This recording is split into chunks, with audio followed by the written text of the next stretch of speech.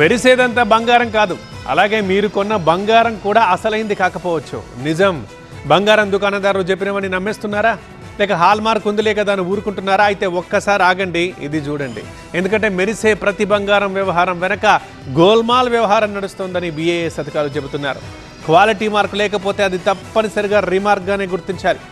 లేటెస్ట్గా BIS అధికారులు జరిపిన దాడుల్లో విస్తుపోయే వాస్తవాలు బయటపడ్డాయి. అసలు గోల్డ్ షాపుల్లో ఏం జరుగుతోంది, హాల్ మార్క్ పేరుతో ఎలాంటి మోసాలు జరుగుతున్నాయి, ఇప్పుడు తెలుసుకుందాం. తెలంగాణ వ్యాప్తంగా BIS అధికారులు గోల్డ్ షాపులపై కొరడా జులిపిస్తున్నారు. ఒకరోజు కాదు, 2 రోజులు కాదు, ఏకంగా గత 2 నెలలుగా వరుస దాడులు చేస్తూ అక్రమ విక్రయాలపై ఉక్కుపాదం మోపుతోంది BIS. ఒక్క వరంగల్ జిల్లాలోనే, అది ఒక్క షాపులోనే హాల్ మార్క్ ప్రమాణాలు పాటించని 10 కోట్ల విలువైన బంగారాన్ని సీజ్ చేసింది BIS.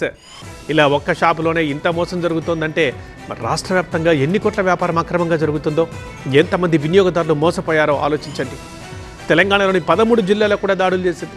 ఈ మధ్యకాలంలో BIS దాడుల్లో బయటపడ్డ అవకతవకలు ఒక్కసారి చూస్తే, ఏడాది జూన్లో యాబిడ్స్లో BIS దాడులు చేసింది.